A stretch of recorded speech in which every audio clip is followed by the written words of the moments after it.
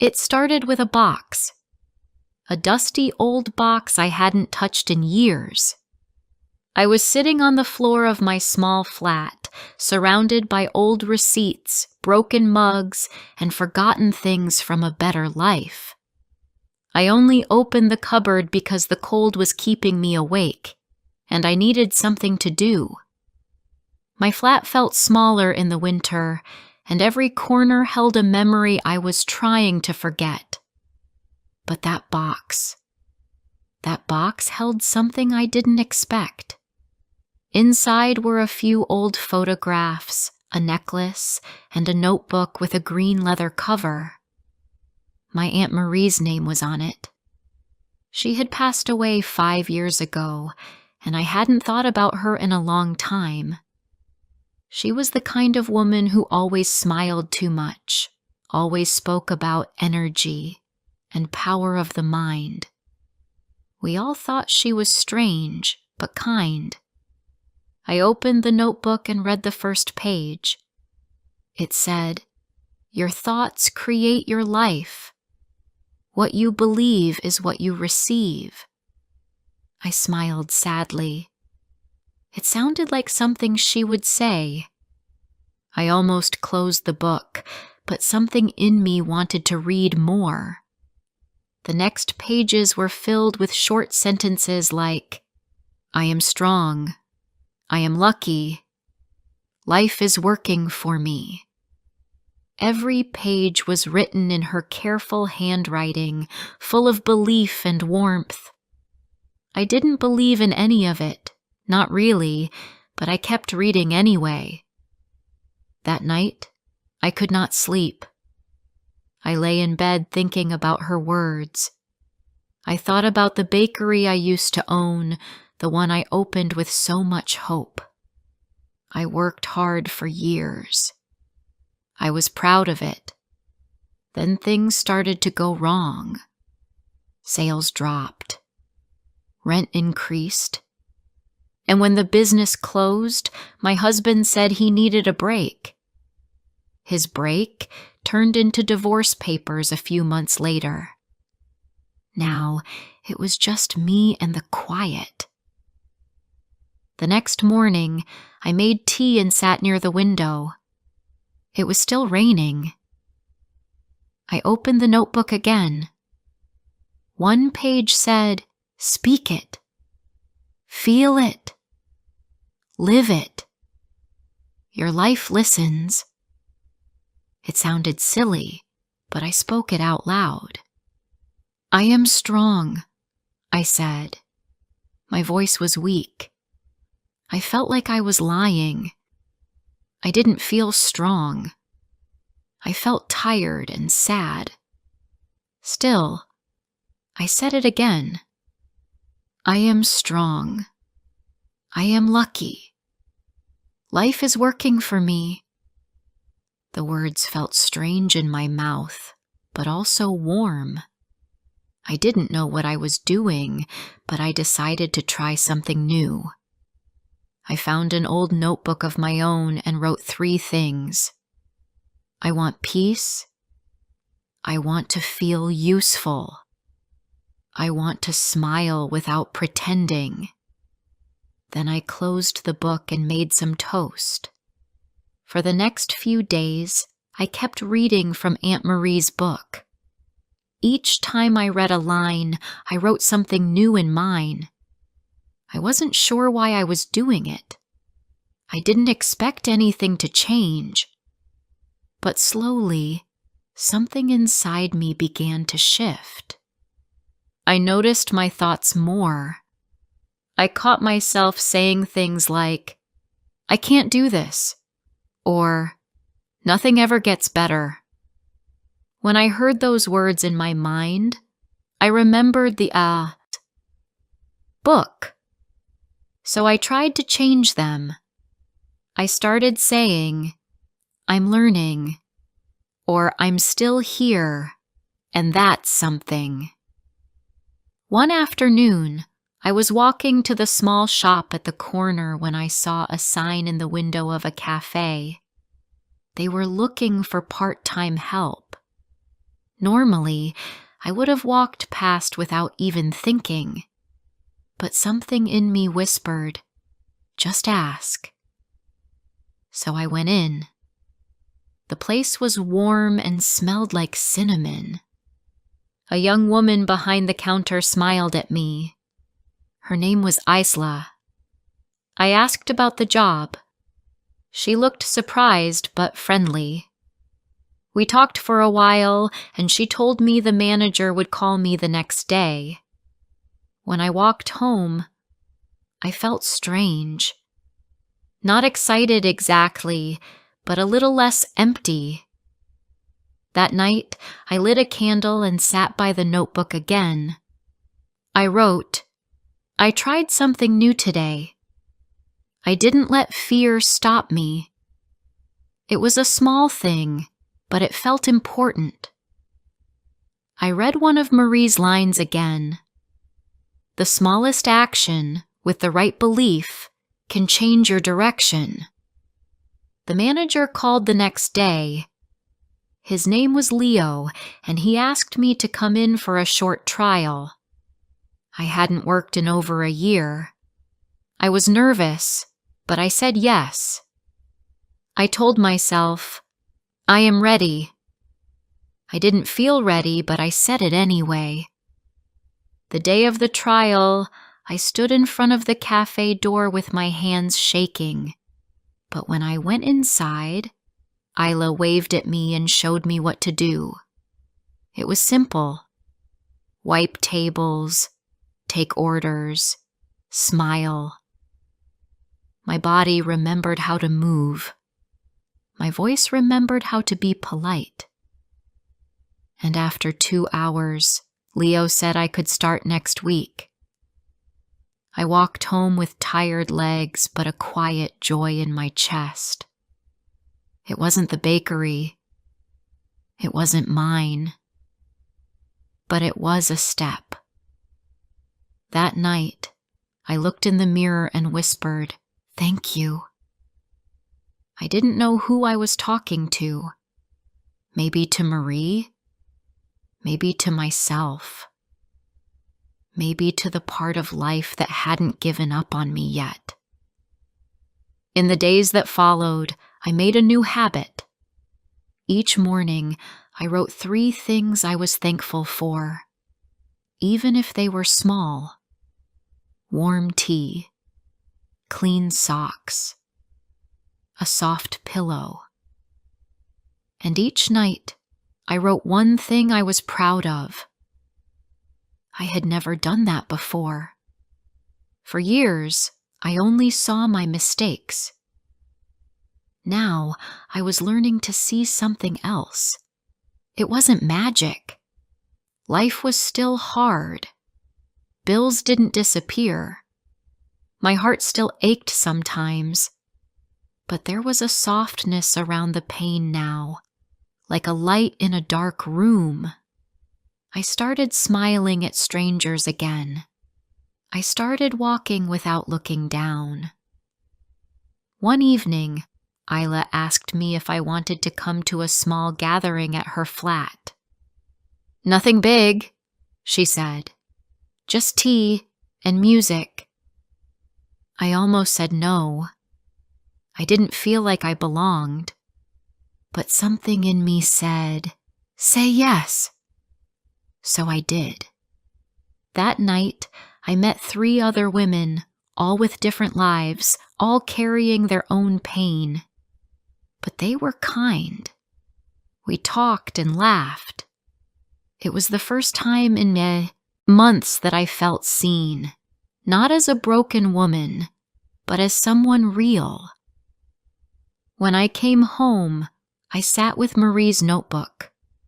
I touched the cover gently and whispered, "I think I understand now." The cafe became my new world.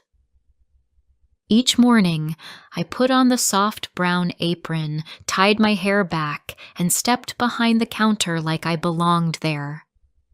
The job was simple, but it gave me something I hadn't felt in a long time: purpose. I wasn't baking like I used to, but I was still around coffee, people, and warmth. I had missed this more than I realized. Isla and I quickly became friends. She was 24, full of energy and kindness. She talked fast, always had stories, and often made me laugh without meaning to. She called me Jules, and I didn't mind. It felt nice, like someone cared. She didn't know much about my past, and I didn't talk about it. I just enjoyed the present, one cup of tea at a time. One morning, Isla surprised me. "You've changed since you started," she said, handing me a tray of clean mugs. "When I first met you, your eyes looked tired. Now, you glow a little." I laughed and shook my head. "Glow? I think it's just the cafe lights." But deep inside, I knew what she meant. I had felt it too. Something inside me was opening again. Every evening after work, I walked home with quiet steps. I passed the same streets, the same trees, but they looked different now. Not because they changed, but because I had. I started noticing small things. A child's laugh from a window, the way the sun hit the top of a red brick wall, a stray cat that always sat on the same step. Life was still hard, but I was learning how to see beauty again. One Sunday afternoon, I opened the green notebook again. I hadn't read it for a week, but now I was ready. The page said, "You attract what you believe. Your energy creates your future." I closed my eyes and thought about it. Was I really changing my future? Or was I just lucky? I didn't know for sure, but I knew this. I felt different. I was no longer waking up with heavy sadness. I was starting to hope. I decided to test it. I wrote a new goal in my notebook. I want to bake again. Not for money. Just for love. I didn't have a kitchen like before, but I still had my hands, my heart, and my old recipes. I pulled out a dusty recipe book and smiled at the notes in the margins. My handwriting from years ago. Small reminders like, add cinnamon if it's raining, or smile before you stir. I went to the local shop and bought flour, sugar, and a block of butter. My kitchen was tiny, the oven slow, but I didn't care. I tied a tea towel around my waist like an apron and began to bake. As the sweet smell of banana bread filled the room, my eyes filled with tears. Not sad tears, just memory tears. This was part of me, a part I thought I had lost. I brought some to the cafe the next day. Isla took one bite and said, "You made this?" "Jules, this is heaven." Leo, the manager, agreed. "You should bake for us. Seriously, we can sell this." My heart jumped. I wasn't ready to be a businesswoman again, but the idea made something inside me light up. "I'll think about it," I said, trying to stay calm. That evening I wrote, "I am still useful. My hands still create joy." I also wrote, "I am open to new chances." The next week, Leo offered to let me bake once a week for the cafe. No pressure, no stress. Just bring what I like and they'd sell it. I said yes. The first day I delivered a small tray of muffins, I stood by the door and watched a woman take a bite. She smiled, closed her eyes, and nodded. That small moment filled me with more peace than I had felt in months. Life started to move forward slowly, one small win after another. But not every day was perfect. One cold Thursday, the cafe was quiet. Isla had called in sick, and I was alone behind the counter. A man came in who looked like someone from my past. For a second, I thought it was my ex-husband. My heart jumped. I felt my hands shake. But when he looked up, I saw it wasn't him. Still, the feeling stayed. I started thinking about the past again. The pain, the failure, the way he left when I was already broken. My chest felt heavy. That night, I couldn't sleep. I lay awake, staring at the ceiling. The old thoughts returned. Maybe you're not really strong. Maybe this happiness won't last. I wanted to cry, but I didn't. Instead, I got up, made tea, and opened the green notebook. I read the first line I had seen weeks ago. "Your thoughts create your life," I whispered. "Okay. Then tonight, I choose peace." I opened my own notebook and wrote, "Even when old pain comes back, I don't have to stay there." I wrote, "I am moving forward." The next day felt easier. I had learned something important. The work was inside me, not outside. Even when life felt heavy, I could choose my next thought. I couldn't control the past, but I could control what I said to myself now. 2 weeks later, Isla invited me to her birthday dinner. I almost said no. I hadn't been to a party in years. I didn't know what to wear or how to act. But I heard that small voice inside me again. Say yes. So I said yes. The dinner was in a small flat filled with music and laughter. People danced in socks, sat on the floor, and shared stories.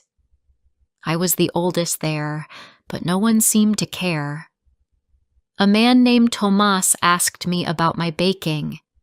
I told him a little, and he said his sister was starting a small weekend market and looking for people to join. My heart beat fast. "I used to run a bakery," I said, "but I'm not sure if I can do that again." He smiled, kindly. "You don't have to do it again. Just try something new with what you already love." That night, walking home, I thought about it for a long time. Maybe it was time to try something bold. Not like before. Not to prove anything. Just because I still had something to give. At home, I opened my notebook and wrote, "I want to join the weekend market. I want people to taste my food and feel joy." I didn't know if it would happen, but I believed it could. That belief felt like a door opening. Over the next days, I started baking more. I tried new recipes, tested small things. I asked Isla to be my taste tester, and she took the job very seriously.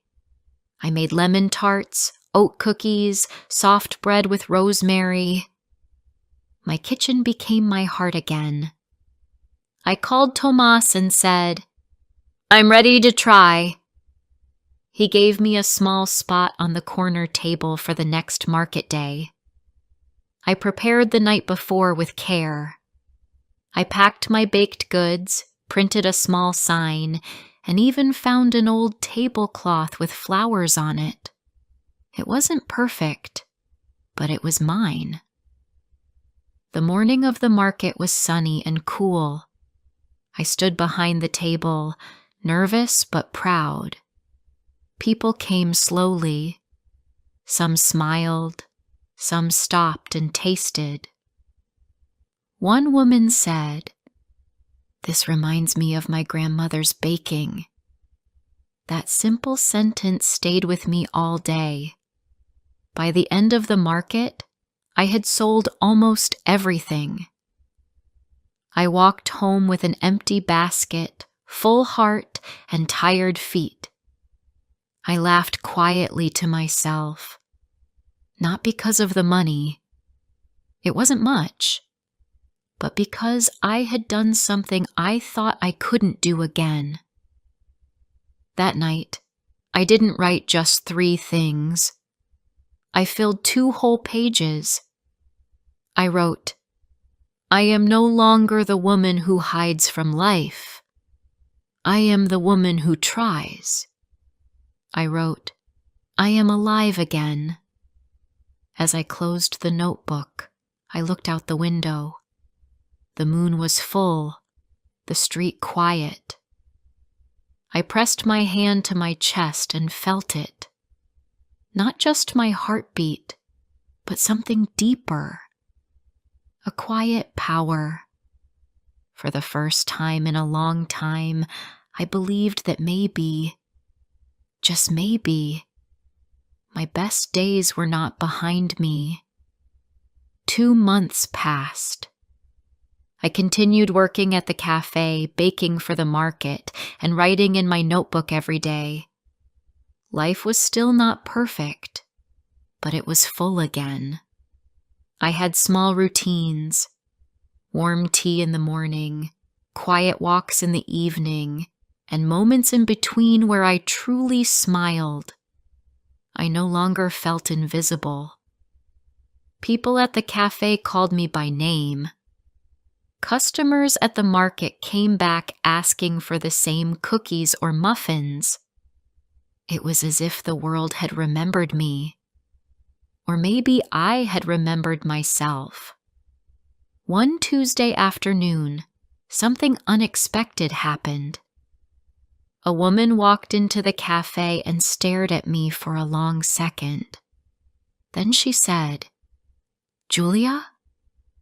I looked up, unsure. She stepped closer. "It's Anna. From school. We haven't seen each other in, 20 years? Suddenly I remembered Anna, my old friend from childhood, the one who used to sit beside me in maths and share her lunch with me when I forgot mine. We sat and talked during my break. She told me she had moved back to town recently after a long time abroad. Her mother was ill, and she had returned to take care of her. "It's been hard," she admitted. "But seeing you here, it feels like a small gift." I smiled. Life has a strange way of bringing people back. After that day, Anna and I began meeting once a week. Sometimes at the cafe, sometimes at the small park nearby. We talked about everything: the past, our mistakes, our hopes. I told her about the bakery I lost, the marriage that ended, and how I had found my way back through a green notebook and a part-time cafe job. She listened without judgment. When I finished, she said, "You know, you're brave. Most people would have just given up." I shook my head. I almost did. But I learned that giving up is a choice. And so is starting again. One Saturday morning at the market, a man stopped by my table. He looked around 50, with kind eyes and a quiet smile. He picked up a slice of lemon tart and said, "My mother used to make something like this." He bought 2 pieces and stayed a while, chatting about baking, books, and rainy days. His name was Daniel. He worked at the local library and said he loved sweet things. I laughed. "Then you've come to the right table." He returned the next Saturday, and the one after that. Each time he brought something. A new book for me to read, a story from his childhood, or just his warm, calm presence. We started walking together after the market. At first, I kept my distance. I had learned not to trust too quickly, but Daniel never rushed me. He listened more than he spoke, and when he laughed, it felt like sunshine on a cloudy day. One afternoon, we sat on a bench near the river. The water was quiet, moving gently like my heart had begun to. Daniel looked at me and said, "Do you ever miss the old days?" I thought for a moment. I used to. I used to think my best days were already behind me. But now, I think they might be happening now. Slowly, quietly. He smiled. "I think you're right." Something shifted that day. Not just between us, but inside me. I wasn't afraid anymore. I had spent so long feeling broken, like a puzzle missing too many pieces. But now I saw that I wasn't broken at all. I was just changing, growing, becoming someone new. That evening, I opened my notebook and wrote, "I trust myself again.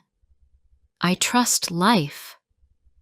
I also wrote, "My heart is still open, and I'm not afraid of love."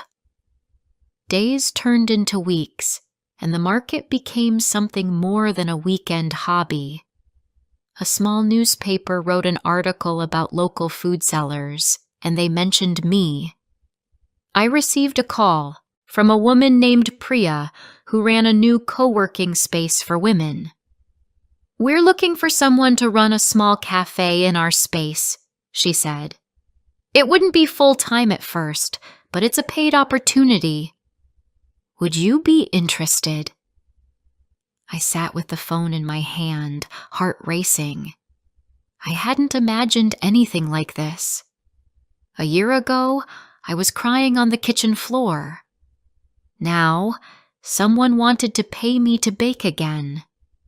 I said yes. The new cafe space was small but full of light. I decorated it with fresh flowers and handwritten menu signs. I used old recipes and some new ones I had created over the past months. I named it Marie's, in honor of my aunt. On the wall, I placed a framed page from her green notebook that read, "Life listens to your belief." It felt right. She had started this journey without even knowing it. Opening day was simple. Just tea, biscuits, and some friends. But when I looked around the room, I saw familiar faces. Ela, Leo, Anna, Tomas, and even Daniel standing near the corner with a lemon tart in his hand. My heart felt full. Later that night, I sat alone in the new space, the lights soft and the air still smelling like cinnamon. I opened my notebook and wrote one more page. I am no longer afraid of change. I am the change. I no longer chase happiness. I create it. I no longer wait to be saved. I am the one who saves myself. I closed the book, not because the story was ending, but because it was just beginning. Looking back now, I see how small actions changed everything. A green notebook, a job at a quiet cafe, a chance meeting with old and new friends. These things were not accidents. They were signs. Steps on a path I hadn't seen before. And even now, as I still face normal problems, bills, mistakes, doubts, I carry something stronger with me. A deep knowing that no matter what happens, I have the power to shape my life. It all began the day I chose a new thought. And now, every day, I choose again.